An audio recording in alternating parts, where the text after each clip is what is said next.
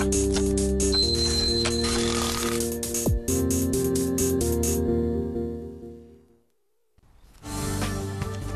시청자 여러분 안녕하십니까. 투자손자병법의 임동석입니다. 주말 즐겁게 잘 보내셨습니까? 5월 21일 월요일 순서를 시작하겠습니다. 자, 지난 한 주는 아주 그냥 섬찟한 한 주였던 것 같습니다. 그리스발 위기 등등 불거지면서 우리 증시 상당히 큰 폭으로 빠졌었죠. 62.78포인트가 급락한 1782.46포인트로 장을 마쳤습니다.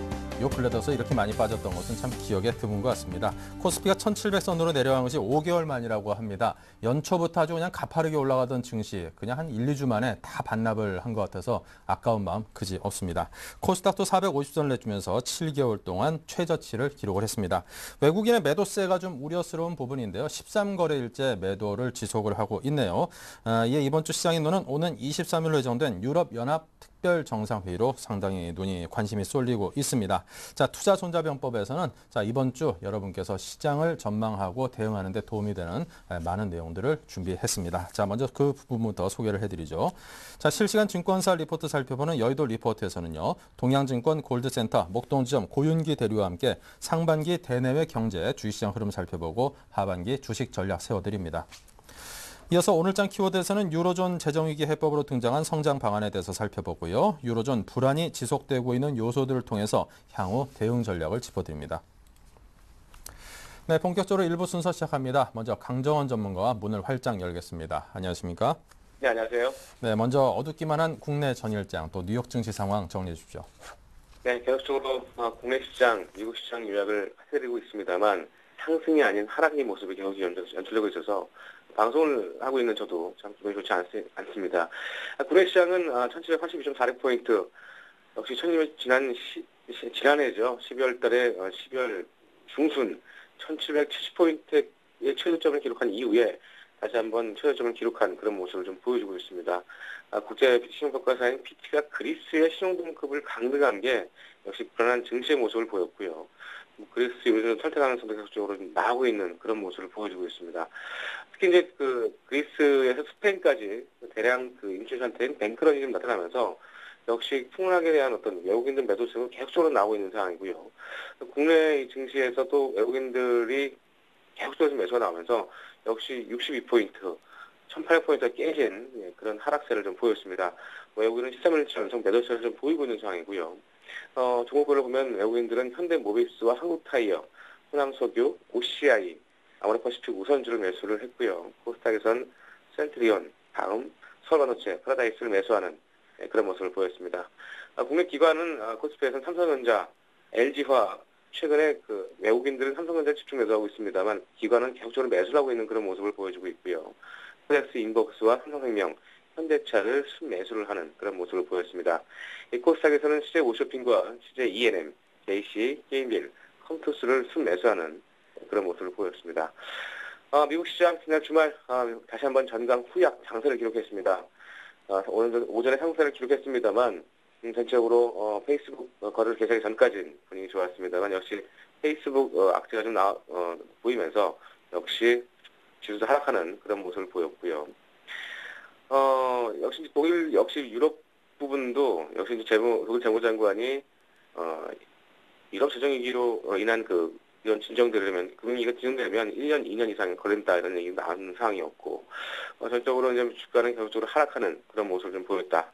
글로벌 리스크가 미국 시장도 하락을 피할 수 없는 그런 모습을 보였다라고 보시면 되겠고요. 다만 특징적인 부분은 애플 주가가 6일 만에 반등을 했다는 거 이런 부분들이 좀 특징적인 부분이었고요. 유가도 지속적으로 하락하는 모습을 좀 보여주고 있습니다. 유가도 WTI, 1등분 선물 가격이 1.6% 하락한 91달러를 기록하면서 역시 지난해 10월 달 이후에 최저점을 기록했다 이렇게 보시면 되겠습니다. 이렇게 국내 시장과 해외 시장을 간단하게 정리하도록 하겠습니다. 네, 자 지난주 끝으로는 이제 네오이즈 인터넷 이야기를 하셨는데요. 흐름이 어땠습니까? 시장 상황에 많이 힘들었을 것 같은데요. 네, 네오이즈 인터넷 제가 시초가 공략주로 제시해드렸는데요. 시초가 11,950원 시작을 했고요. 종가는 11,500원. 시장 대비해서는 큰 폭의 하락이라고 볼 수는 없겠습니다. 하여튼간에 최근에 게임주가 강세를 보이면서 이 페이스북 상당히 수혜주라고 좀 분류를 했었는데 일단은 뭐 주가는 좀 하락하는 그런 모습을 보였습니다. 제가 손절가를 11,800원 하회 시에 손절을 대응하시라는 말씀을 드렸는데요. 네오지 인터넷 그 가격대가 지지선, 뭐 21선 정도의 지지선이 좀 있는 상황이기 때문에 그 가격대까지만 하락하지 않는다면 일단 보유를 하시고요. 뭐 저점 밸류에이션 충분히 뭐 2만 원대까지 가능한 그런 종목이긴 합니다만 시장 상황을 좀 피할 수 없는 부분 그런 부분이 있고요. 21선만 하회하지 않는다면 일단 보유 전략으로 제시하도록 하겠습니다. 네, 보유를 말씀하셨고, 자, 오늘 종목은 어떤 겁니까? 네, 오늘 말씀드린 종목은 컴투스를 제시하도록 하겠습니다. 최근에 게임주들이 그다음 현 시장에서 방어를 하고 있는 그런 모습을 좀 보여주고 있는데요. 컴투스는 모바일과 온라인 게임, 소프트웨어 개발과 공급을 주요 영업으로 하고 있다고 보시면 되겠습니다.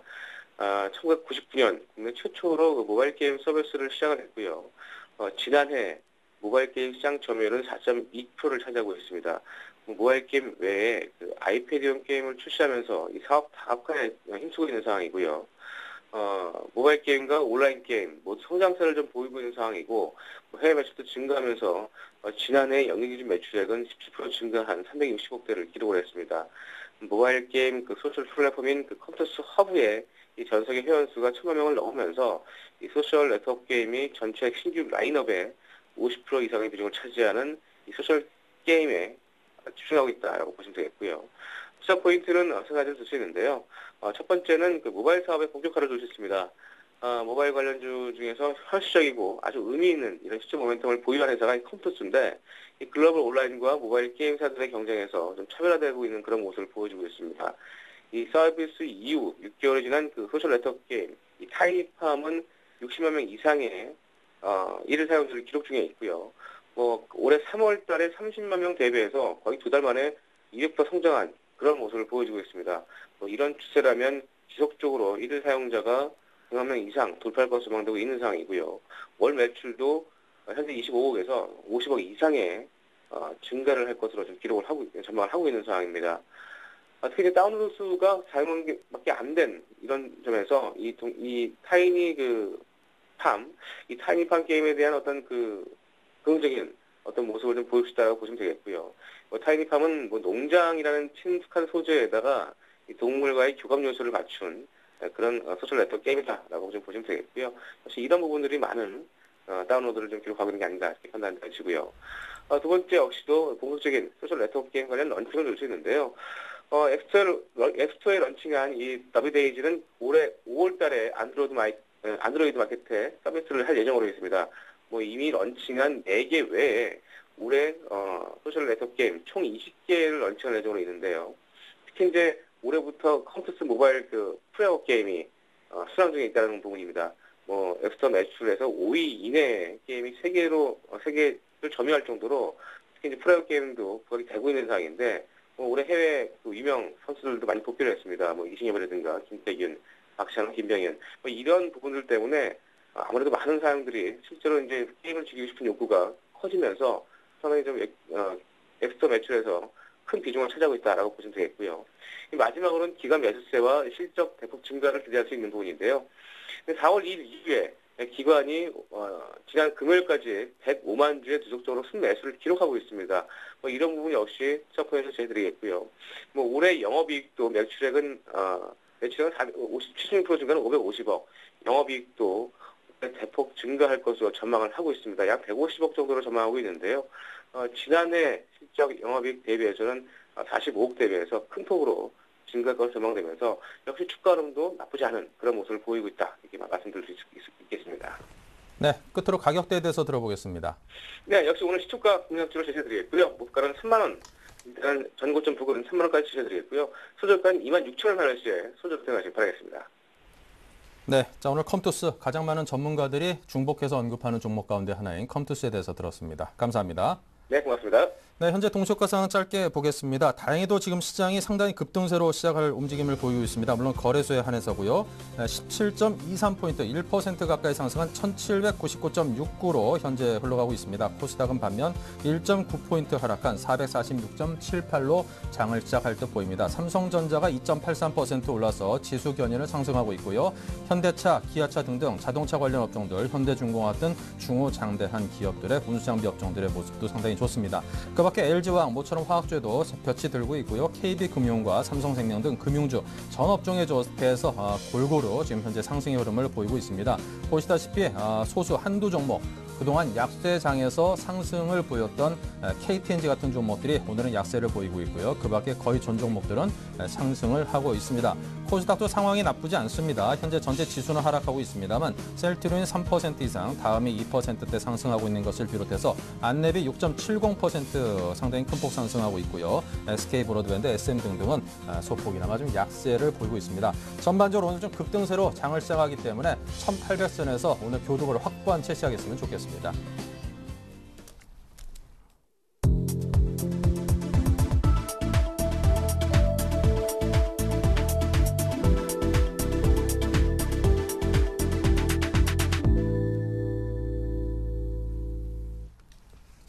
네, 이제 막 장이 개장이 됐습니다. 18.18포인트 상승한 1.02% 상승한 1800.64로 오늘 장이 시작을 했습니다. 1800선 이상에서 시작했기 때문에 자, 오늘 장 좀 긍정적인 흐름 기대해 볼 수 있지 않을까 싶네요. 시장이 돼서 본격적으로 풀어보도록 하죠. 우리투자증권 SNC센터의 정태근 전문가, 우진투자컨설팅의 이성규 팀장 두 분 모셨습니다. 어서 오십시오. 네, 반갑습니다. 네, 먼저 코스피 시장부터 보겠습니다. 정태근 전문가님, 네. 코스피 수급상을 짚어주십시오. 네, 일단 코스피 같은 게 지난주에 7%가 넘는 하락세를 보였습니다. 그 반면에 오늘 상당히 큰 폭의 현재 상승 출발이 예상이 되고 있습니다. 자, 일단 환율이 큰 폭으로 좀 현재 하락을 하고 있다는 부분이 상당히 좀 긍정적으로 평가 좀 하고 싶습니다. 5.8원 하락한 1167원에 현재 출발이 되고 있는데 어떤 환율이 좀 강세 쪽으로 돌아서준다는 것은 상당히 조금 긍정적으로 뭐 1차적으로 좀 봐야 될 것 같고, 그렇다면 환율이 조금은 외국인들한테 우호적으로 전환이 될 가능성도 충분히 있지 않겠나, 이렇게 좀 덧붙여보고 싶습니다. 자, 코스피 같은 경우에 일단 1801포인트, 1%가 넘는 현재 1%가 넘는 급등으로 현재 출발을 하고 있습니다. 자, 일단 주말 쪽에 상당히 뭐 긍정적인 부분들이 나왔다고 하더라도 일단은 하락세에 대한 어떤 1차적인 반등이 아닌가 이렇게 좀 생각을 하고 있으면서 먼저 그런 부분들만 이제 말씀드려보고 싶고요. 자, 일단 수급도 한번 살펴보게 된다면 오늘 아침에서 외국인들이 현재 180억 정도 매수를 하고 있고요. 그리고 개인들이 149억 정도 매도로 현재 전환이 됐습니다. 항상 그 매매 패턴이 개인과 외국인한테 반대라는 부분을 봤을 때 추가적인 개인의 투매가 나올 가능성에 대한 부분도 조금 염두에 두시는 것도 좋을 것 같습니다. 하지만 그 투매에 본인은 적어도 참여를 안 하셨으면 좋겠다, 그렇게 말씀 한번 드려보고 싶고요. 자, 시가총액 상위 종목들도 한번 살펴보도록 하겠습니다. 삼성전자가 상당히 강한 급등세로 이제 출발을 하고 있습니다. 2.4%, 28,000원은 119만, 120만 원 입박했던 가격대로 현재 상승 출발을 하고 있고요. 현대차도 지금 현재 1.75%, 그리고 현대중공업이 1.38%, LG화학이 2.3%, 그리고 기아차가 지금 현재 1.3%, 1.5%의 현재 상승세를 보여주게 되면서 시가총액 탑5에 있는 종목들이 지금 현재 전체적으로 시장을 좀 이끌고 있다고 봐야 될 것 같습니다. 하지만 그에 반면에 코스코는 지금 현재 0.5% 정도 약보합권에 머물게 되면서 조금 부진한 흐름이 지속이 되고 있습니다. 아울러 삼성생명도 마이너스 0.12%, 지난주도 마이너스 0.4% 정도 하락 출발을 하게 되면서 지금 강세장에서 조금은 소외되는 그런 모습이 연출이 되고 있습니다. 자, 아래쪽으로 한번 살펴보게 된다면 SK이노베이션이 2.17%, 그리고 SK하이닉스가 2.12%, SO일이 1.6%, 한국전력이 1.7% 정도 상승 출발을 하고 있고요. LG전자가 1.86%, LG디스플레이가 1.92%, 그리고 호남소유가 2.7%, 우리금융이 상당히 강한 상승세로 출발을 하고 있습니다. 3%대 상승 출발을 하고 있고요. 삼성물산도 1.05%, OCI가 0.92%, 하나금융지가 0.72%. OCI 같은 경우는 안 좋은 소식이 있었음에도 불구하고 현재 상승 출발을 하고 있는 부분이 확인이 되고 있습니다. 자, 삼성중공업이 2.5%, GS가 2.3%, 삼성전기가 2.1%, 그리고 고리아연이 2.65%, SK가 3%. 전체적으로 IT, 화학, 철강, 조선 쪽에서 상당히 강한 상승 출발이 하고 있습니다. 네, 자, 이렇게 해서 코스피 시장 살펴봤고요. 다음에는 코스닥을 보겠습니다. 네, 이성규 팀장님. 네, 현재 코스닥 지수 상승폭을 확대를 했습니다. 일단 예상 체결가보다는 상당히 큰 폭으로 좀 상승하고 있는 모습이고요. 현재 같은 경우는 1.15% 상승하는 모습 보여주고 있습니다. 일단 상승 종목 수 오늘 월등히 많은 장입니다. 코스닥 시장 또한 그런 양상들이 펼쳐지고 있고요. 한 상승 종목 수가 한 630 종목에 이제 달하고 있는 모습이고, 하락 종목은 불과 한 200 종목밖에 달하지 않은 만큼 대부분의 종목들이 좀 이렇게 상승세가 강하게 나온다라고 이렇게 볼 수가 있겠습니다. 업종별로 보게 되면 일단 소프트웨어 업종이 한 2.6%대 강세를 보이고 있습니다. 여기서 상승 종목수는 역시나 또 월등히 많은 모습인데요. 26종목이 상승을 하고 있고 하락 종목수는 불과 3종목밖에 되지 않습니다.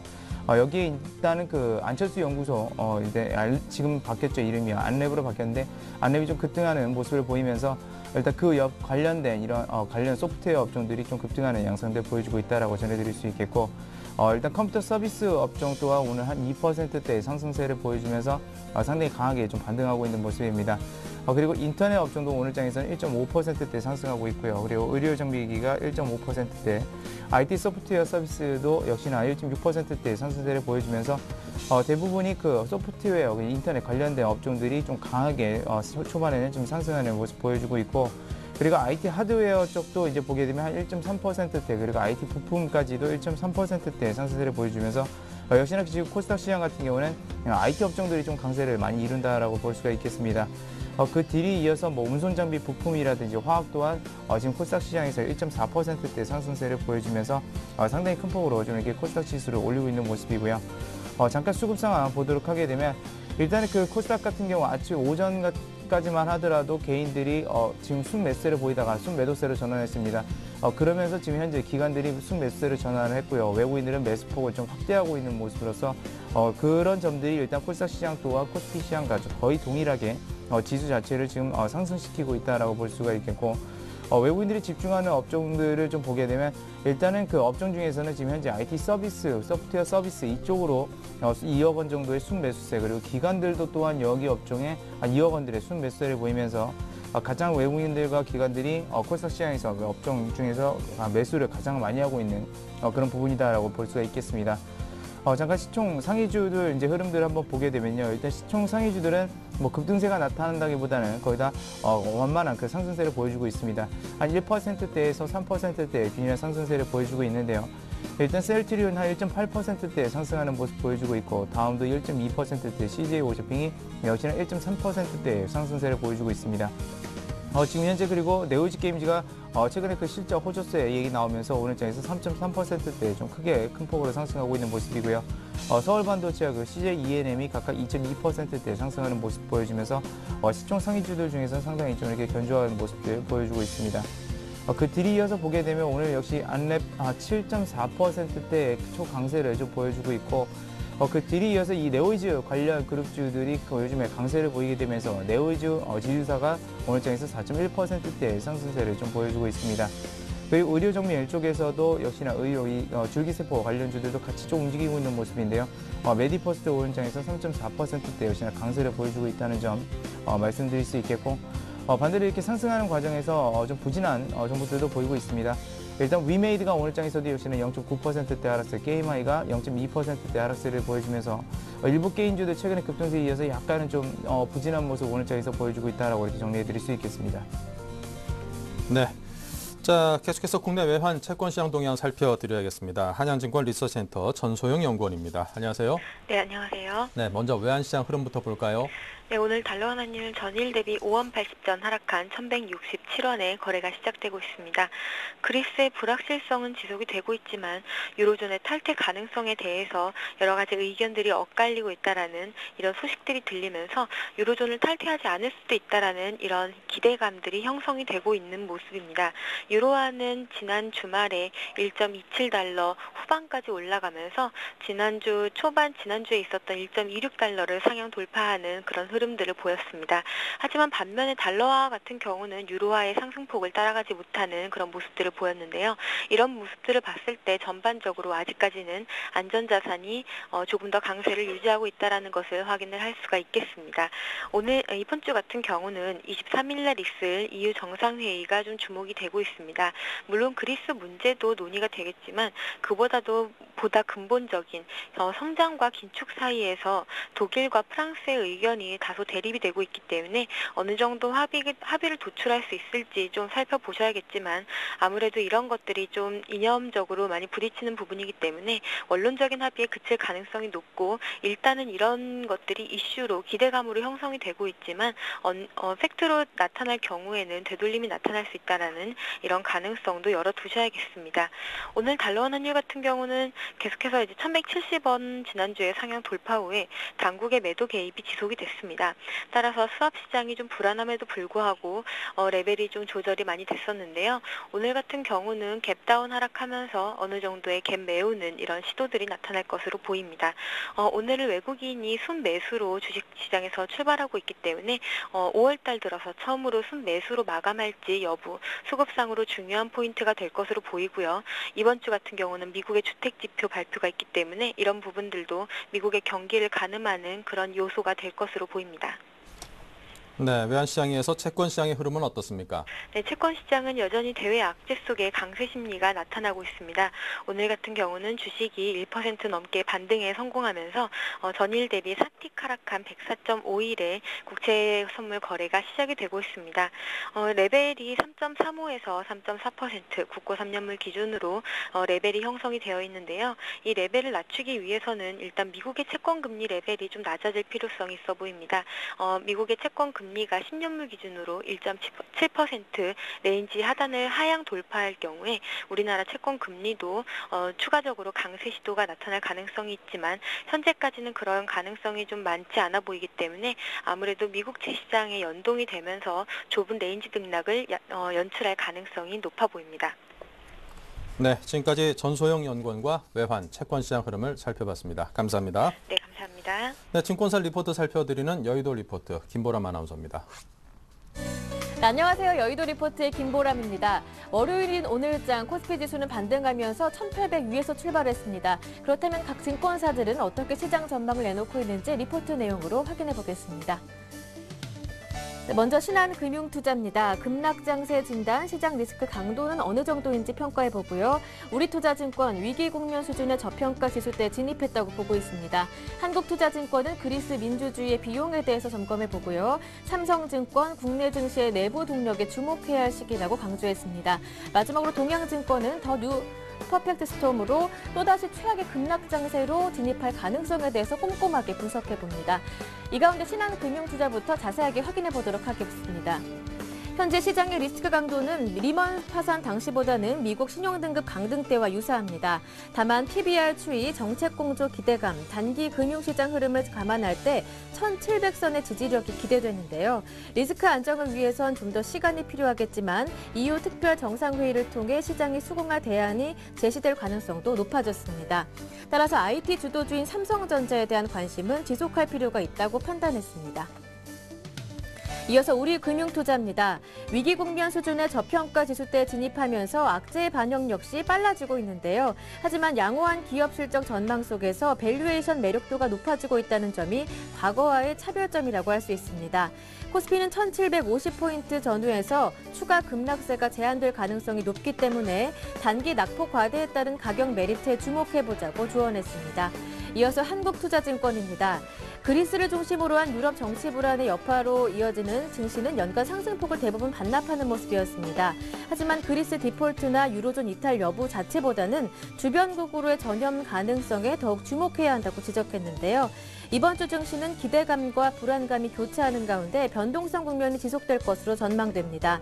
단기적으로는 1750선 전후에서 지지력이 나타날 수 있다고 보는 만큼 급락 시 가격 메리트가 있는 정유 화학업종 트레이딩 전략이 괜찮다고 권고했습니다. 이어서 삼성증권입니다. 지속되는 유로존 악몽 속에 증시는 단기 급락에 따른 가격 매력도가 높아진 상황입니다. 수급 측면에서 개인과 국내 주식형 펀드 등 국내 자금들이 꾸준하게 저가 매수세를 보여주는 것도 긍정적인데요. 다만 아직 변동성이 심하다는 점을 감안하면서 적극적인 대응은 단기 바닥을 확인한 이후에 미루는 전략이 바람직해 보입니다. 업종별로는 IT, 자동차, 정유업종을 꼽았습니다. 네, 마지막 동양증권 리포트 내용은 골드센터 목동지점 고윤기 대리 전화 연결해서 자세하게 들어보도록 하겠습니다. 안녕하세요. 네, 안녕하십니까. 네, 현재 유럽 상황 어느 정도라고 평가하시는지요? 네, 일단 글로벌 증시의 관심이 이제 다시 유럽에 지금 집중되고 있는 상황인데요. 그렇지만 유럽과 관련된 불확실성이 당장 진정되기는 어려워 보입니다. 왜냐하면 그리스 정치권의 불협화음뿐만 아니라 그 유로존의 그 성장과 긴축에 대한 마찰도 여전히 진행형이기 때문인데요. 물론 뭐 프랑스 올랑드 그 당선자와 독일의 메르켈은 그 공조를 위한 제스처를 취하고 있고, 그리스 사태는 무질서한 디폴트와 유로존 탈퇴라는 부정적인 결과로 진행될 가능성은 높지 않아 보입니다. 그렇지만 재정위기와 유로존 금융 시스템 우려를 분리해 놓은 그 LTRO와 같은 정책의 효과까지 고려를 해본다면 현재 위기가 파국으로 치닫게 될 가능성은 상당히 제한적이라고 판단하고 있습니다. 표면적으로는 뭐 유로존의 문제가 화두로 자리 잡고는 있지만은 보다 본질적인 문제는 글로벌 경제 성장에 대한 신뢰도를 제고하는 문제인데요. 성장성 제고라는 새로운 목표를 위한 공감대가 형성되고 있다는 점과 과도한 긴축이 경기 침체를 가속화하지 않고 정치 불안과 정부 정책 신뢰 약화 등의 악순환을 초래하는 상황은 방지할 필요가 있기 때문입니다. 미국으로 돌아가서 미국의 경우에는 지금 최근 그 부진한 고용 지표의 영향으로 경기 속도 둔화에 대한 우려가 형성된 것이 사실인데요. 제조업 부분을 중심으로 한 실물 경기 회복세는 이어지고 있습니다. 그렇기 때문에 6월달 오퍼레이션 트위스트가 종료한 이후에는 유사한 형태의 추가적인 양적 완화 조치도 기대해 볼 만한 수준인 것 같습니다. 중국은 뭐 경착륙에 대한 우려는 2012년 GDP 성장률은 1분기 8.2%를 저점으로 2분기는 8.3%, 3분기는 8.5%, 4분기는 8.3% 점차 높아질 전망입니다. 현재 그 유럽의 위기를 반영하면서 각종 위험 지표들이 빠르게 반등하고 모습을 보이고 있는데요. 그렇기 때문에 당분간 변동성 확대 국면이 영전될 가능성은 높지만 그리스 엑시트, 즉 그리시트에 대한 우려가 클라이막스를 지난다면 글로벌 경기의 견고한 성장세와 펀더멘탈이 본격적으로 반영될 수 있을 것으로 보여지고 있습니다. 그렇기 때문에 국내 기업들의 이익에 대한 기대감과 그 높아진 증시 기대 수익률 매력이 부각될 수 있다는 점에서 하반기는 국내 주식에 대한 비중 확대 전략이 유효할 것으로 보여집니다. 그리시트에 대한 코스피 저점 테스트 가능성이 현재로선 가장 가능성이 높아 보이는데요. 2008년 글로벌 금융위기 수준인 PER이 7.4배가 코스피 1630포인트, 그리고 2011년 9월 수준이 PER이 7.9배인데요. 코스피가 1730포인트입니다. 그리고 하반기 코스피 고점은 2011년 7월 말 위기 발발 직전인 PER 9.9배를 적용한 2170포인트로 보시면 될 것 같습니다. 네, 말씀 잘 들었습니다. 오늘 도움 말씀 고맙습니다. 감사합니다. 네, 지금까지 여의도 리포트였습니다.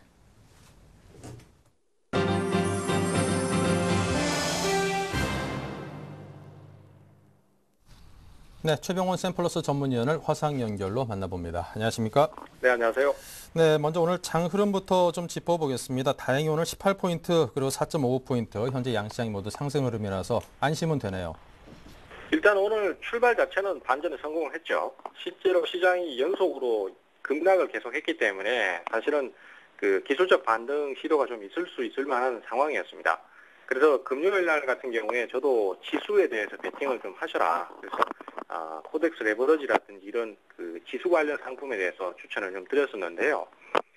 그렇지만 지금 현재 반등 자체가 나오는 모습은 조금 아쉬운 면이 있는 것 같습니다. 중요한 것은 갭 상승을 하는 것보다도 더 중요한 것은 매수가 좀 더 들어와서 장중에 돌파를 해주는 형태로 진행을 해줘야 되거든요. 근데 현재로서는 어쨌든 외국인들의 소폭 순매수가 좀 있긴 있습니다만은 기관이 확실한 포지션을 안 보여주기 때문에 지수가 더 치고 넘어가는 부분은 좀 안 나오는 것 같고요. 이 부분은 좀 더 지켜봐야 정확한 답을 얻을 수 있을 것 같습니다. 하지만은 반등 자체가 나올 수 있는 여건은 많이 갖춰져 있기 때문에 저는 오후에 추가 반등이 나오는 거에 대해서는 상당히 좀 긍정적으로 보고 있는 편입니다. 다만 이제 요번에 반등이 나온다라면은 지금까지의 기존 하락이 강도가 강했기 때문에 한 번에 V자 형태로 내려온 만큼 올라가는 형태의 진행이 아니라 작년 8월이나 9월달 정도처럼 저점을 찍고도 반등을 일시적으로 했다가 또 다시 약세를 타는 형태의 여러 번 바닥 다지기 형태의 진행이 나올 가능성이 높다라고 생각하고 있습니다. 따라서 반등이 나온다고 하더라도 그 이후의 하락이 다시 한번 전 저점을 건들 때 하락폭이 상당히 강할 수 있기 때문에 반등을 줄 때는 좀 축소를 시키고 또 다시 내려왔을 때는 다시 매수를 해서 늘리는 이런 식의 대응을 가시는 편이 훨씬 더 효과적이라고 대응이 예상됩니다.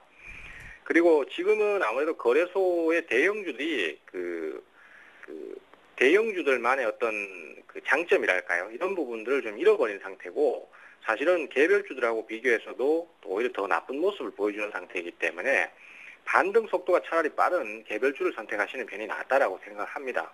최근 들어서 코스닥 시장 쪽에서 게임 업종이나 그다음에 LED 관련주라든지 또 바이오 관련 줄기세포 관련주들도 매수가 좀 잘 들어왔던 편이기 때문에 반전 시도가 있으면 아무래도 이쪽으로 매수가 좀 더 빨리 들어오지 않겠나 뭐 이렇게 예상을 하고 있습니다. 하지만은 아직은 반전이 확실하게 들어오지는 않고 있기 때문에 좀 견뎌내셔야 될 고통의 구간이 좀 있다 뭐 이렇게 판단이 서는 상태입니다. 네, 자 포트폴리오 흐름은 어떻습니까? 정리해 주십시오. 예, 포트폴리오 같은 경우에도 저도 지금 최근에 계속 좀 중소형 종목 쪽으로 많이 좀 교체를 하고 있는 상황인데요. 아무래도 장이 계속 급락세를 타고 종목들이 약세를 계속해서 타다 보니까 포트폴리오도 지금 상당히 손실이 큽니다. 하지만은 무작정 매도 포인트를 잡는 형태로 가는 것보다는요. 반전이 좀 나왔을 때 그때 축소를 좀 하시거나 해서 좀 줄여놨다가 다시 바닥이 잡히면은 재매수하는 형태로 그렇게 평균 단가를 좀 낮추려고 예상을 하고 있습니다. 일단은 지금 현재 갖고 계신 종목들도 사실 우리 투자자들께서 지금 종목들 보시면은 너무 연속으로 급락을 해가지고 단기간에 매도 타이밍을 놓친 경우가 상당히 많으실 것 같아요. 근데 이런 경우에도 그냥 무작정 더 내려갈 때 억지로 끊으려고 하지 마시고 잠깐의 반전이 좀 나올 때나 오늘처럼 이렇게 반등 포인트 잡고 추가 상승이 조금 더 나올 때 좀 줄여놨다가 또 다시 내려올 때 재차 저점 매수한다든지 이런 식으로 대응을 좀 해나가시면서 단가를 좀 낮춰가시면서 현실화시키는 경계가 필요하다라고 생각됩니다. 그래서 우선 포트 내에서도 일단 종목들은 그대로 보유를 하고요. 반등을 좀 기다렸다가 거기서 대처를 좀 해나가려고 하고 있는 그런 상태라고 보시면 되겠습니다. 네. 자, 이렇게 오늘 포트 변경 없이 최병원 샘플러스 전문위원께서 포트폴리오에 대한 점검과 조언까지 해주셨습니다. 오늘 말씀 감사합니다. 네, 감사합니다.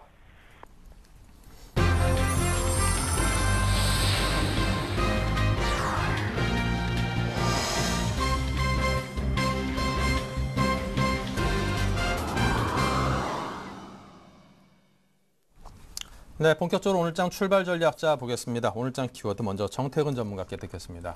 네, 오늘 같은 경우 조금 지난주와 좀 너무 상반된 그런 모습을 이제 보이고 있습니다. 현재 1% 넘게 상승하게 되면서 단번에 1,800포인트를 회복을 했습니다. 자, 일단은 외국인들 수급이 좀 돌아왔다기보다는 좀 분위기 자체가 조금은 전환이 된 것 같습니다. 일단 제가 판단하는 연일사 아침 쪽에서 나온 뉴스라든지 그리고 판단을 본다면은 좀 두 가지적인 요인이 아침 쪽에 좀 작용을 하는 것 같습니다. 그래서 오늘 준비한 내용 이전에 시장이 조금 상승한 이유를 좀 먼저 말씀 좀 드려보도록 하겠습니다.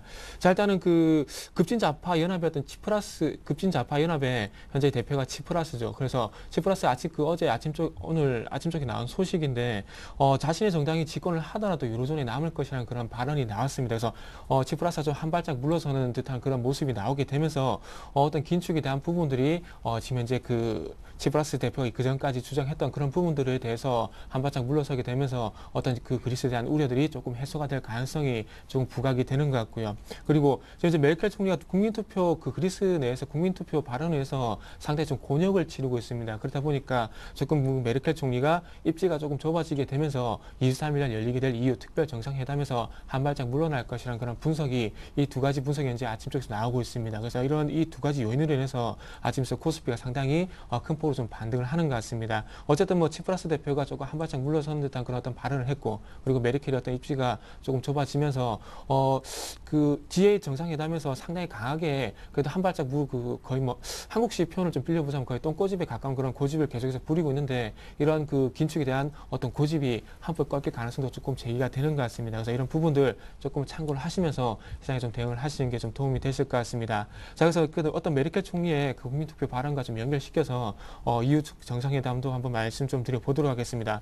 자, 일단 조금 전에 말씀을 드린 부분이 그리스에 대한 어떤 국민투표 발언이 어떻든 새어나가게 되면서 좀 입지가 상당히 좁아졌습니다. 그렇다면 지금 이제 프랑스 올랑드 대통령이 상당히 큰 폭으로 현재 주장하고 있는 부분이 신재정 협약에 대해서 추가적 수정에 대한 얘기를 하고 있는데, 이런 부분까지 연결이 되지 않더라도 EU 특별 정상회담에서 어떤 성장에 대한 정책이 어떤 메르켈 총리가 주장하는 부분에 비해서 상당히 큰 폭으로 좀 부각이 될 가능성도 좀 있을 것 같습니다. 그렇게 됐을 경우에 어쨌든 그리스 유로존 내에서 독일을 제외하고 전체적으로 현재 어떻게 본다면 성장에 대한 논의를 계속해서 요구를 하고 있고 그리고 어떤 경기 부양에 대한 얘기를 계속 하고 있기 때문에 이런 부분들이 어쩔 수 없이 독일 메르켈 총리라든지 그리고 독일의 재무장관도 마찬가지로 좀 한 발짝 물러설 가능성도 조금 있을 것 같습니다.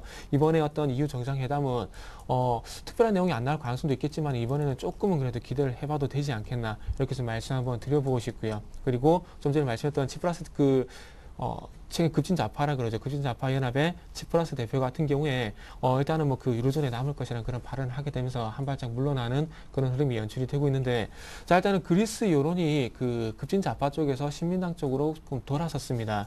23%에서 24.4%를 기록하면서 1위가 됐고요. 그리고 급진좌파 같은 경우에는 23%에서 그 지지율이 3% 감소하게 되면서 20%로 2위로 내려앉았습니다. 그래서 이제는 조금 그리스 여론 자체가 1차 총선 때는 긴축을 하냐 마냐 긴축에 대한 찬반 여론이 있었지만은 이런 부분이 이제는 좀 그리스가 유로존에 남느냐 아니면 떠날 것이냐 거기에 좀 그 포커스가 좀 맞춰지는 것 같습니다. 현재 그리스 전체적으로 봤을 때 여론의 80%는 유로존에 남는 것이 맞다는 그런 얘기가 나오고 있기 때문에 이런 부분들이 조금 어떻게 본다면은 신민당의 어떤 지지로 좀 전환이 된 것이 아닌가 좀 생각을 하고 있습니다. 그래서 전체적으로 봤을 때 신민당을 지지하는 것이 아니라 어쨌든 신민당이 어떻게 긴축을 하게 되면서 유로존에 남는 그런 어떤 그 뭐라 그럴까요 발언을 하고 있기 때문에 그런 부분에 좀 부합하는 여론이 조금 조성이 됐다고 봐야 될 것 같습니다. 그래서 조금은 지난주와 다르게 양상이 너무나 가파르게 좀 반대로 좀 돌아서는 그런 흐름이 나오고 있는데, 자 이런 부분도 어쨌든 뭐 조금 그 가파르게 나오고 있다는 부분, 그리고 지난주와 너무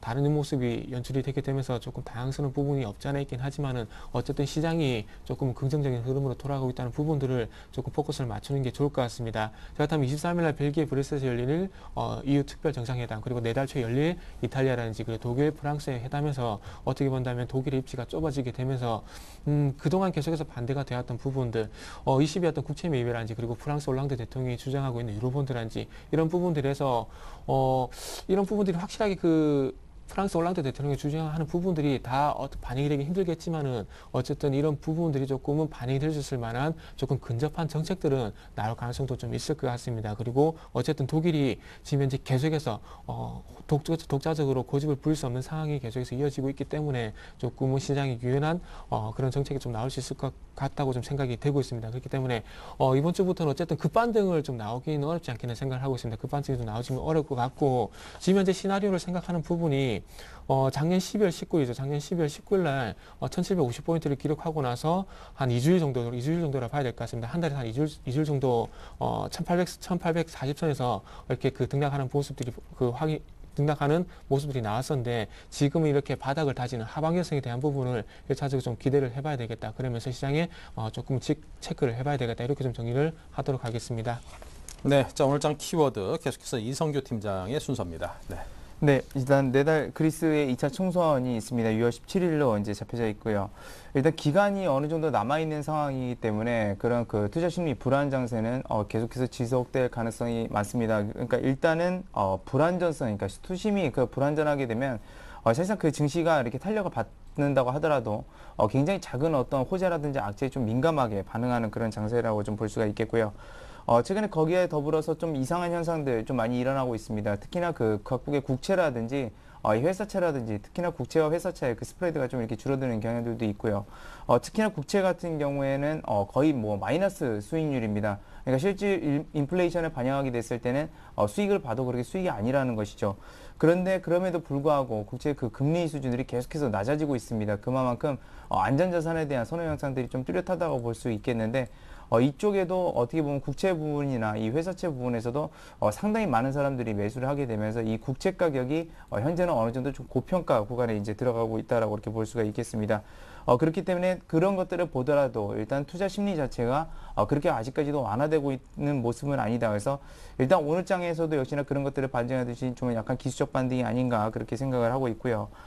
그렇다는 것은 주식은 위험해서 못하겠고, 그리고 앞서서 말씀드렸던 국채 같은 경우는 더 이상 수익률이 좋지 않기 때문에 거기서 뭐 매수세가 그렇게 강하지도 않고, 이러다 보니까 이제 자금들은 결국에는 무슨 말이냐면 이제 갈 곳이 없는 상황입니다. 갈 곳이 없는 상황에서 관망세는 지금 뚜렷하게 나타나고 있고요. 그런 만큼 거래량은 그렇게 크게 늘어나지는 않고 있는 역시 모습이다 그렇게 볼 수 있겠고 여러분들이 그 작은 호재와 악재가 계속해서 발발이 되면서 내달 총선까지는 그 이후에 또 다른 문제가 있을 수 있겠지만 일단 내달 총선까지는 호재와 악재들이 있기 때문에 변동성 자체가 계속해서 움직일 수 있다라는 거 좀 염두를 해 두셔야겠습니다. 뭐 그리고 그 이전부터 계속해서 말씀을 드렸던 거지만 이 유로존의 그 불안 문제들은 각국의 뭐 정치라든지 뭐 경제라든지 사회라든지 이런 분들이 좀 복합적으로 작용이 되고 있어서 뭐 이번 달 내달 총선에 그리스가 어떻게 되든 간에 그렇게 해서 해결이 되다 하더라도 그렇게 뭐 단기간에 끝날 일은 역시나 아니라는 것입니다. 특히나 각국의 대선, 특히나 가장 중요한 미국의 대선도 남아 있는 상태에서 정책 과정들이 어떻게 돌아갈 것인지 좀 이렇게 생각을 해 두셔야겠고요. 그다음에 이제 최악의 사태라는 것들이 이제 또 발생을 할 수가 있습니다. 뭐 최악의 사태라는 것은 뭐 그리스가 디폴트 되는 거는 물론이고요. 여타 국가들 뭐 스페인이라든지 이탈리아 이런 국가들도 그 여파를 입어서 어느 정도까지 사실은 피해를 볼 수 없기 때문에 최악의 사태를 여러분들이 좀 고려를 하면서 투자를 하는 것이 좋습니다. 근데 물론 그렇게 생각합니다. 그러니까 여기서 다시 한번 밑으로 또 내려갈 수 있는 확률도 있지만 지금 상황에서는 하방 포지션을 잡기는 굉장히 힘든 상황입니다. 그게 왜 어렵냐면 최근에 그 상품 시장하고 이 환율 시장하고 우리나라 증시 대비해서 가장 언더퍼폼했던 게 바로 증시입니다. 그러니까 물론 상대적 수익률이긴 하지만 그런 상황에서는 하방이 미리 어차피 반영이 됐기 때문에 추가적 하락을 한다 하더라도 약간은 그 예상보다는 그렇게 충격이 크지 않다라는 것이죠. 그래서 하방 포지션은 잡기가 굉장히 어려운데 그런 점들을 좀 참고하셔서 무조건적인 매도는 지금 어떻게 보면 굉장히 좀 저가 구간이라는 그런 구간에서 좀 손해를 더 볼 수 있다라는 점이고요. 그렇게 하시는 것보다는 저평가 종목들 굉장히 많이 나오고 있습니다. 최근에 증시 충격을 받고 그러면서 가격이 급락한 기업들도 상당히 많은데 그런 기업들은 오히려 우리가 충격에 대비할 수 있는 건 하방 포지션을 잡아서 충격을 대비하는 게 아니라 분할 매수 전략으로 가는 겁니다. 이 사태가 제가 말씀드렸다시피 단기간에 끝날 사태가 아니기 때문에 말 그대로 한 방에 매수를 해서 몰빵을 한다거나 이런 식은 지금 현재 상당히 위험하다고 볼 수가 있겠고요. 하지만 가격이 저평가되어 있는 기업들 같은 경우는 여러분들이 계속해서 그래 이제부터라도 모아가자 이런 식으로 해서 가져가는 거는 그나마 좀 안정적인 장세가 될 것이다. 그리고 많은 얘기들 나오고 있지만 지금 분할 매수를 해서 가게 됐을 때 향후의 수익률은 상당히 좋을 것이라고 하죠. 그래서 저도 그런 정도를 생각하고 있으니까 여전히 두려움에 떨기보다는 좋은 기업들, 저평가된 기업들을 지금부터 분할 매수 전략으로 좀 가져가자라고 이렇게 말씀을 드리겠습니다. 네, 자 분할 매수. 지금 시장 상황이 좀 바닥권에 대한 인식을 바탕으로 어떤 배팅을 하기에는 조금 부담스러움이 많다라는 전문가들의 의견 꼭 참고하시기 바랍니다. 자 업종별 투자 전략입니다. 정태근 전문가님. 네, 예. 자 업종별 전략 뭐 딱 이 부분은 뭐 답이 좀 나올 것 같습니다. 아침 쪽에서 강한 업종들이 앞으로도 조금 시장의 강세를 주도할 가능성이 있기 때문에 좀 참고를 해보시는 게 좋을 것 같습니다. 자, 일단 지난주 같은 외국인들이 IT 업종에 8천억 넘게 매도를 했습니다. 그리고 지난주뿐만 아니라 그 전주까지 합쳐본다면은 1억 5천억이 넘는 그런 매도가 나왔었고요. 자, 그렇다면 지금은 어쨌든 뭐 다른 거 뭐 펀더멘탈 그리고 뭐 이런 거 펀더멘탈 업황을 따질 이유가 전혀 없을 것 같습니다. 시장이 하락하게 되면서 동반적으로 하락했던 업종이라든지 그리고 종목적으로 압축하는 게 1차적으로 맞을 것 같습니다. 그리고 어쨌든 시장이 제자리를 찾아갔을 때 그때 가서 업황이라든지 그리고 펀더멘탈을 좀 따져보시는 게 좋을 것 같고요. 그렇다면 외국인의 매도 타깃이 됐던 업종들로 살펴보면 될 것 같습니다. 오늘 아침 쪽에서 IT 그리고 자동차가 상당히 좀 강세를 보여주고 있는데 이쪽으로 관심을 가지시면 될 것 같습니다. 외국인들이 팔았다면 다시 한번 들어오시는 부분은 외국인들이 팔았던 종목 쪽으로 매수가 들어오는 것은 누가 봐도 자명한 부분이고요. 그리고 지난번 예전에 학습 때는 어떤 학습된 어떤 하락으로 인해서 계속해서 반복되었던 부분들을 다시 한번 상기를 해본다면은 어쨌든 뭐 결론적으로 매도를 했던 종목들 다시 매수가 될 가능성이 크다. 그리고 다시 좀 더 자세하게 말해본다면은 역으로 반등 시에 꼭 매수를 해야 되는 업종들은 IT 자동차가 아닌가. 그리고 업종 대표주들 관심을 가져야 되는 것이 아닌가. 이렇게 말씀드려보고 싶습니다. 그리고 마지막으로 말씀드리고 싶은 부분이 지금 어쨌든 올해 1월달 1차적으로 LT로 그리고 2차적으로 2차 LT로 시장이 풀게 되면서 시장이 상당히 큰 폭으로 올랐었죠. 2050포인트까지 올랐었는데 그때 당시 상당히 강했던 업종들이 시장을 주도했던 업종이 은행 업종이라는 겁니다. 특히나 금융지주사고요. 그렇다면 지금도 마찬가지로 스페인이라든지 그리고 그리스로 비롯된 어떤 유럽에 대한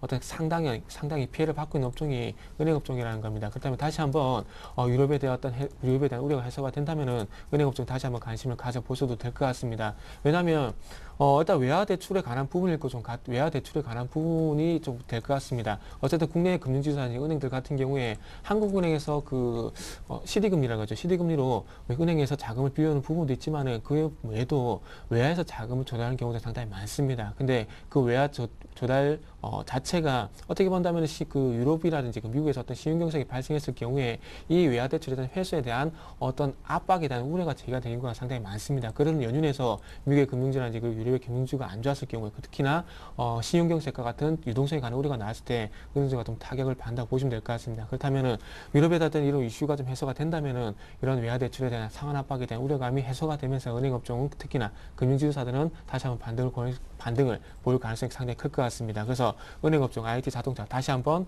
관심을 가져보자 이렇게 정리를 해보도록 하겠습니다. 네, 자 업종별 투자 전략 계속해서 이성규 팀장께서는요. 네, 일단 최근에 들어서 어떻게 보면 전차 군단이 무너진 순간들이 왔습니다. 굉장히 큰 폭으로 무너졌고요. 그만큼 많은 매수세가 이제 들어가 있었는데 저는 그 부분들에 대해서 일단은 증시 주도주가 어떻게 보면 무너졌다라고 이렇게 생각을 합니다. 그러면서 이것이 왜 지금 현재는 전차 군단으로 어떻게 보면 다시 들어가는 거는 좀 위험할 수 있다라는 게 어떻게 그 정태근 전문님하고 좀 반대 의견은 될 수가 있겠는데요. 이 상승장에서는 이 쏠림 현상들이 일어나고 역시나 그 하락장에서도 쏠림 현상들이 일어납니다. 그러니까 고점이라든지 이제 저점이라는 부분들이죠. 근데 고점에서는 사실상 그렇죠. 고점이기 때문에 어떻게 보면 방어적인 그런 쏠림 현상이 일어나야 되는 것이 맞고 하락장에서 그러니까 하락 바닥권에서는 그만큼 가격이 싸기 때문에 공격적 쏠림 현상이 일어나야 되는 게 맞는데 역사적으로 그런 것들은 반대로 이루어졌습니다. 그러니까 고점에서 굉장히 믿을 건 이거밖에 없다라고 하면서 한쪽으로 계속해서 몰리는 현상들이 나타나고요. 밑에서는 그러니까 바닥권에서는 말 그대로 그 원래 공격적으로 매수해야 됨에도 불구하고 방어적으로 반대로 매수를 한다는 것이죠. 그러면서 이제 쏠림 현상들이 일어나고 다른 종목들이 올라가게 되면 교체를 해가는 과정인데 사실상 그러면서 증시가 완전 어긋나 버립니다. 그래서 지금 제가 보고 있는 이 삼성전자와 현대차의 그 주가 추이 자체는 어떻게 보면 실적 자체가 좋으면 물론 또 매수가 들어올 수 있겠지만 수급적 측면에서는 한번 무너지고 뒤틀렸다라고 그렇게 생각을 하고 있습니다.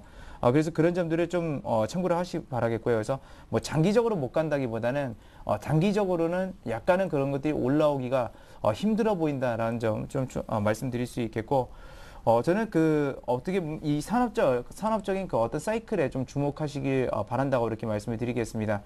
지금 현재 보면 삼성전자라든지 현대차라든지 실적이 좋지 않습니까? 실적이 좋고 근데 그 산업 사이클을 보게 되면 기초 산업 소재라는 부분들이 있고 그거를 통해서 중간재를 만드는 사업자들이 있고요. 그것들을 통해서 다시 이제 부품이죠. 부품들을 통해서 완성품을 만들어서 매출을 내는 그런 기업들이 있습니다. 근데 삼성전자, 현대차 같은 경우는 대표적으로 완성품을 만들어서 매출을 내는 업체이기 때문에 그런 것들이 어떻게 보면 재고가 어느 정도는 소진이 됐다는 것이죠. 물론 작년에 재고는 많이 있었습니다. 근데 그런 것들이 올해 1분기 매출을 통해서 봐도 어느 정도 소진이 됐기 때문에 기초손해산업 섹터가 그래도 가장 유망할 것이라는 얘기입니다. 그래서 최근에 폭락장에서도 보게 되면 철강이라든지 화학주들, 그러니까 기초산업 소재를 영위하는 그런 업종들이 가장 잘 버텼던 이유 중에 하나가 그 사이클 중에 한 면이라고 보고 있고요. 그런 것들을 반영한다 하더라도 일단은 한번 돌아갈 확률이 높다. 그래서 철강이나 화학 섹터 역시나 아직까지도 좀 이렇게 좀 지켜보시는 게 좋다라고 이렇게 말씀을 드릴 수가 있겠습니다. 네, 자 계속해서 동부증권 신논현역 지점의 김성원 차장을 연결해서 코스닥 특징주도 짚어보겠습니다. 안녕하십니까? 네, 안녕하십니까? 네, 지금 시장 상황이 조금 좀 약세로 돌아서는 듯한 느낌이 살짝 듭니다. 현재 시장 상황을 어떻게 보시는지요? 네, 미 증시는 페이스북 상장 기대감이 소멸되면서 6거래일 연속 하락 마감했습니다. 현재 코스피는 기관의 매수세로 15포인트 상승한 1798포인트를 나타내고 있습니다. 특히 삼성전자 등 전기전자 업종에 대한 매수가 집중되고 있는데요. 유로존이 최악의 상황으로 가지 않을 경우에 과거 밸류에이션과 리스크를 적용해보면 코스피는 1700 중후반을 중심으로 단기적 저점을 형성할 가능성이 높습니다. 또 기관과 연기금의 저가 매수도 유입될 수 있는 구간인 만큼 1800선 아래에서는 손절매보다는 단기 매수 관점에서 접근하시기를 권고합니다. 네, 자 오늘 소개해 주실 회사는 어떤 겁니까? 네, 내비게이션 전문업체 팅크웨어입니다. 아이나비 브랜드로 시장에 내비게이션 솔루션을 제공하고 있습니다. 내비게이션이 중국에서 얼마나 흥행몰이를 하고 또 국내에서도 새로운 고객을 끌어들일 수 있느냐에 따라 올해 성장폭을 결정할 수 있겠습니다. 중국 시장 선전 조건이 충족될 경우 회사 측이 목표한 올해 매출액 2,200억 원, 영업이익 200억 원 달성이 가능하다고 합니다. 작년 4분기 적자에서 올해는 실적 턴어라운드가 기대되는 상황입니다. 네, 팅크의 신성장 동력은 무엇일까요? 요즘 내비게이션 업체들이 스마트폰이라든가 기타 등등 경쟁 업체들 때문에 상당히 어려움이 예상되는 부분들도 분명히 있던데요. 네, 좀 어려운 상황 가운데서도 팅크웨어가 자동차용 블랙박스 사업의 성장에 힘입어서 올해 실적 증가가 전망이 됩니다. 둔화 추세를 이어가는 내비게이션과는 달리 블랙박스 사업 부분은 점차 성장성이 부각되고 있습니다. 수요 증가는 물론 정책적인 지원 가능성까지 열려 있어 앞으로 블랙박스 사업 영역이 팅크웨어의 새로운 먹거리로 자리 잡을 수 있다는 것입니다. 홍순혁 신영증권 연구원은 올해 1분기 실적 가운데 내비게이션 매출은 지난해 4분기와 비교해서 9% 감소한 반면 블랙박스 부문은 69% 늘었다며 실적 측면에서 내비게이션 부분이 다소 둔화되고 블랙박스 분야가 성장세를 이어가고 있다는 점이 확인됐다고 설명합니다. 네, 자 팅크웨어 구체적인 투자 전략 짜주십시오. 네, 현 주가는 PER 26배, PBR 1.4배로 밸류에이션은 보통입니다.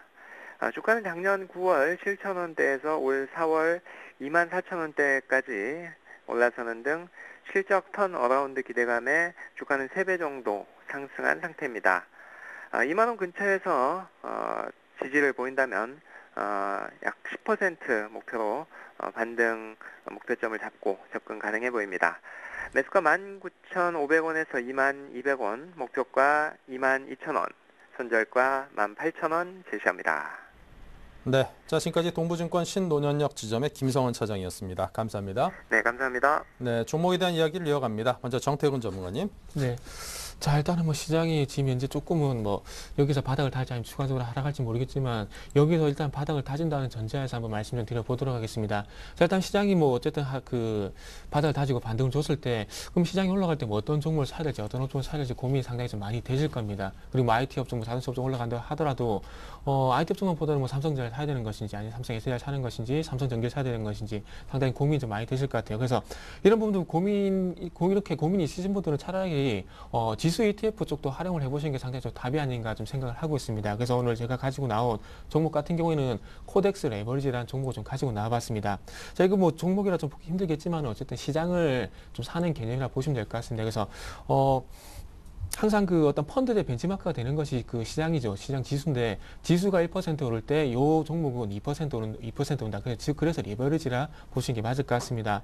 제가 볼 때는 1780에서 1810포인트는 이제부터는 매수를 할 구간이 아닌가 좀 생각을 하고 있고요. 그리고 상당히 시장이 그 공포에 좀 크게 달했을 때는 도리어 어떤 매수기를 찾아보는 시점이지 뭐 지금에 와서 인버스를 산다든지 그리고 미국 뭐 코세프 달러 선물 산다든지 이런 부분은 제가 보기엔 전혀 아닌 것 같습니다. 차라리 지금은 시장을 사는 게 낫다고 생각을 하고 있고요. 그리고 오늘 제가 가지고 나온 종목 같은 경우에 손절가가 없습니다. 손절가 없어요. 왜 그러냐면 시장은 반드시 회복이 됩니다. 반드시. 이거는 제가 화면을 좀 같이 보시면서 말씀 좀 드려보도록 할게요. 일단 먼저 IMF를 한번 예를 좀 들어보도록 하겠습니다. 화면 좀 같이 보시게 된다면은 자 94년 11월 달에 1145포인트인 지수가 IMF를 잘 아시다시피 90년대 IMF를 맞게 되면서 지수가 어디까지 빠졌습니까? 98년 6월 달에 277포인트를 기록을 했습니다. 이때 당시에 누구나 시장이 없어지는 것이 아닌가 그리고 우리나라 망한 것이 아닌가 다 생각을 했습니다. 하지만 그 이후에 지수를 볼게요. 2000년 1월 달에 지수가 어떻게 됐냐면은 이게 1066포인트까지 올라갔다는 겁니다. 자, 그리고 나서 뒤에 볼게요. 2000년도에 다시 한번 IT 버블 하죠, 이때. IT 버블 때 1000포인트인 지수가 500포인트까지 빠졌습니다. 근데 결국에는 회복이 됐죠. 자, 그리고 가장 최근으로 와볼게요. 2007년 서브프라임 모기지 사태로 해서 2075포인트였던 지수가 어떻게 됐냐면은 이때 당시에도 반토막 넘겨놨죠. 890포인트까지 892포인트까지 빠졌어요. 그러면서 어떻게 됐습니까? 2011년 4월 달에 2231포인트까지 올라갔다는 겁니다. 적어도 우리나라가 적어도 일본처럼 잃어버린 10년은 들어갔다 생각하지 않습니다. 적어도 계속해서 우상향할 것이라 생각을 하고 있고요. 그렇게 본다면은 이런 시장 속에서 이렇게 항상 고비가 올 때마다 제가 보기에는 기회라고 생각을 하고 있습니다. 그렇기 때문에 마찬가지로 매수를 해야 돼. 지금은 시장에서 공포를 가져야 될 국면이 아니고요. 그리고 더 말씀드리고 싶은 부분은 시장은 반드시 회복된다. 이 부분을 다시 한번 강조를 해보고 싶습니다. 그래서 콜텍스 레버리지라는 종목을 가지고 나왔고요. 그리고 어떻게 본다면 코덱스 그냥 지수 ETF를 소개를 해드려야 되겠지만은 저는 시장에 대한 확고한 자신이 있기 때문에 코덱스 레버리지를 갖고 나왔다고 좀 보시면 될 것 같고요. 그래서 오늘 그 코덱스 레버리지가 1865원 정도 가격을 주고 있는데 오늘 접근은 하지 마십시오. 지금부터 바닥을 타시는 것이 중요한 것이지 오늘부터 V자 반등이 나온다고 생각하지 않습니다. 그래서 내일 쪽에서 다시 한번 체크를 해보시면서 제가 보기에 1,500원 정도는 조금 욕심이 될지 모르겠지만은 적어도 1,500원에 가까운 가격대 좀 사시라고 말씀드려보고 싶고요. 그리고 1차적으로 한 1900포인트까지 회복이 가능하다 생각을 하고 있습니다. 그렇다면은 1900포인트 가까운 한 12,300원 정도 한 목표가를 제시해 보고 싶고요. 그리고 손절가는 다시 한번 강조를 해드리지만은 시장은 반드시 회복이 됐기 때문에 손절가는 제시하지 않겠습니다. 네. 자, 이성규 팀장께서는 어떤 종목을? 네, 아무래도 시간이 좀 불안하다 보니까요. 일단은 좀 안정적인 종목을 가져왔습니다. 제가 추천드린 종목은 이제 GS 리테일인데요. 그렇다고 해서 뭐 GS 리테일이 그렇게 안정적이라고도 좀 볼 수는 없을 것 같습니다. 왜냐하면 GS 리테일 같은 경우는 우리가 뭐 일반 슈퍼마켓이라든지 이제 편의점으로 생각하는 경향들이 많지만 그 안에 보게 되면 굉장히 다양한 사업들을 영위를 하고 있습니다. 뭐 거기 안에 들어가면 뭐 ATM기도 있고요. 그리고 뭐 휴대폰 충전도 하고 있고 그 외에 여러 가지 사업들을 자세히 찾아보면 하고 있습니다. 뭐 심지어 택배까지 하고 있고요. 어떻게 보면 종합 유통 상사라고도 볼 수 있는 그런 곳이고 이런 것들이 발전하게 됐을 때는 뭐 미래 얘기지만 예를 들면 전기차 충전소도 할 수 있을 것 같고 그런 택배의 망을 이용해서 인프라 사업까지도 할 수 있을 것으로 좀 예상하고 있습니다. 그래서 그만큼 무시할 만한 그런 공간은 아니라는 걸 좀 이렇게 첫 번째로 말씀드리겠고요.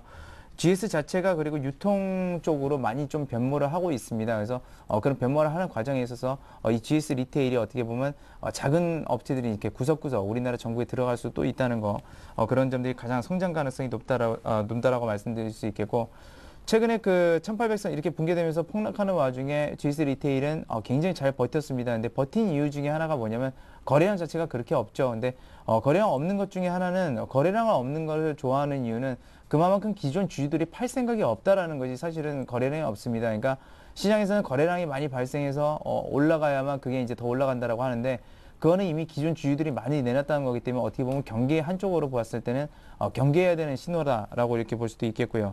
그만큼 굉장히 탄탄하다는 거 말씀드리고 매출 추세도 계속해서 좀 늘어나고 있습니다. 작년 대비해서도 뭐 10% 넘게 매출액이 늘어나고요. 물론 영업이익은 크지 않습니다. 유통을 하는 기업이지 제조업이 아니기 때문이죠. 그래서 영업이익률이 낮다라는 것을 어느 정도 감안을 하시고 말씀드렸다시피 거래량이 없기 때문에 역시나 이 종목을 하루에 몇 주씩 이렇게 하루에 단 한 번에 사가는 건 안 됩니다. 계속해서 꾸준하게 기업의 가치를 평가하면서 꾸준히 사들이는 거, 특히나 폭락이 나왔을 때는 정말 또 더 사들이는 거 그런 전략을 역시나 제시를 해드리겠고요. 다만 단기적으로는 봤을 때 일단은 밸류에이션 가치는 상당히 좋다라고 이렇게 보고 있기 때문에 손절가도 깁니다. 22,000원 선이라고 제시해드리겠고요. 목표 주가도 역시나 반대로 또 깁니다. 한 27,000원 선 지금 제시를 해드릴 테니까 이 레인지 구간에서 지금 약간은 그러니까 중단 밑에 있습니다. 그래서 지금부터 역시나 매수해볼 만한 구간이다라고 이렇게 말씀드리면서 이 전략 제시를 해드리도록 하겠습니다. 네, 자 이렇게 오늘 GS 리테일, 코덱스 레버리지 두 종목에 관해서 투자 대상에 대한 설명을 들었습니다. 우리 투자증권 SNG센터 정태근 전문가, 우진투자 컨설팅 이성규 팀장 두 분과 함께했습니다. 감사합니다. 네, 감사합니다. 예, 11시부터는 종목 상담 진행되니까요. 전화와 문자로 많은 참여 부탁드리고요. 서울경제TV 홈페이지 늘 여러분께 열려 있습니다. 잠시 후 2부에서 뵙겠습니다.